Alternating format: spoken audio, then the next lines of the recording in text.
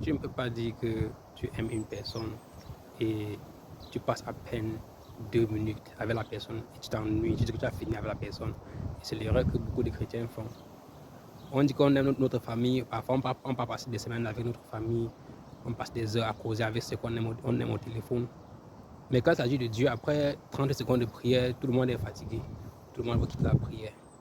Tu crois vraiment que quand Dieu te regarde passer 1 heure au téléphone, 2 heures au téléphone avec tes amis, passer des week-ends, des jours avec ton copain, avec ta famille, et tu arrives devant Dieu, qui est le Tout-Puissant, le Roi des Rois.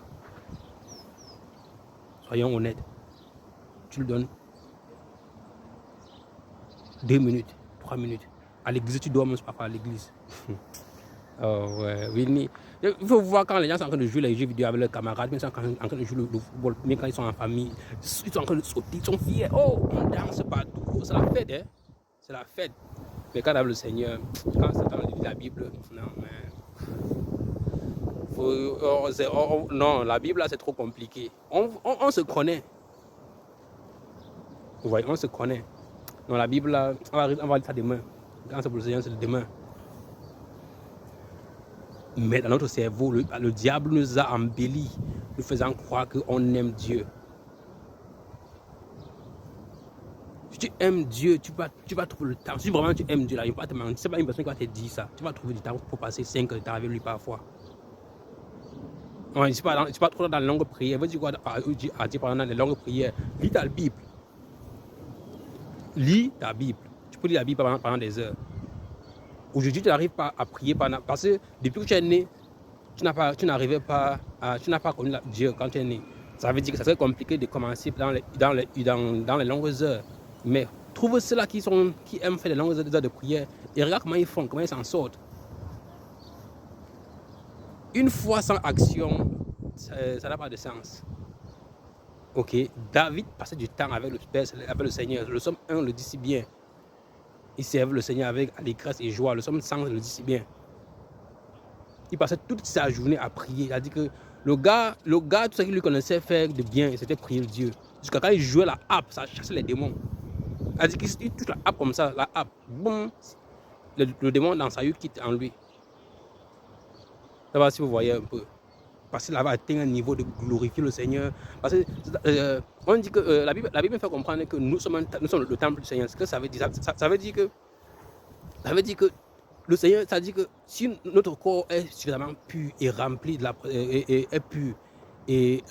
présence du Seigneur, qu'est-ce que ça veut dire? Si parce que quand un temple doit être nettoyé. Voilà. Et comment nettoyer le temple? À travers les lectures bibliques, à travers le jeûne, la prière.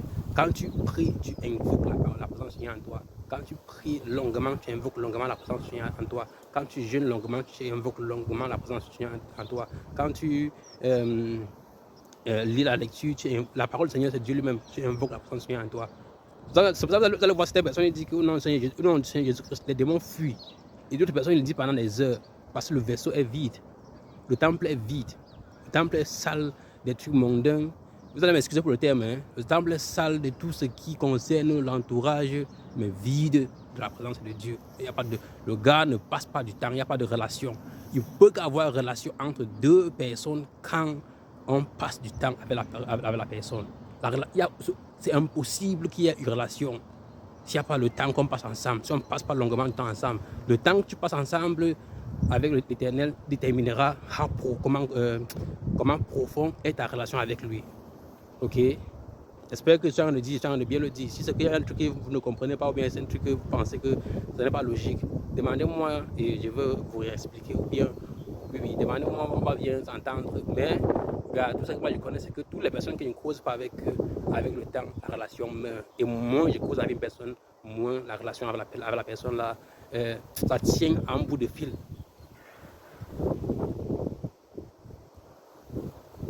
Donc c'est un peu ça. Mais gars, si vraiment tu aimes le Seigneur là, tu vas devoir apprendre à faire longues heures de prière parce que c'est ça qui prouve, et faire de longues lectures bibliques. C'est ça qui prouve vraiment que tu es dedans. Au départ, moi je critiquais que tu vas prier pendant des heures, qui va faire ceci pendant des heures. C'est parce qu'on ne lit pas la Bible. C'est parce qu'on ne lit pas la Bible, je ne vous mens pas. Si vous lisez la Bible, vous allez voir que ce que certains pasteurs prêchent à l'église, parce que parfois ils ont peur que si on découvre le Seigneur par nous-mêmes, on découvre qu'on a le pouvoir de faire certaines choses qu'eux-mêmes ils font. Ils ont peur qu'on va quitter l'église. Mais c'est le Seigneur qui donne les membres dans l'église.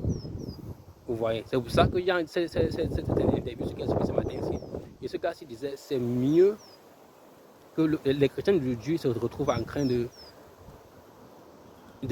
connaître le Dieu que les pasteurs leur présentent, ou bien les autres personnes qui prétendent connaître Dieu leur présentent, au lieu d'aller dans la Bible connaître Dieu lui-même. Parce que quand tu connais Dieu toi-même, ça c'est notre sujet, on va connaître ça après.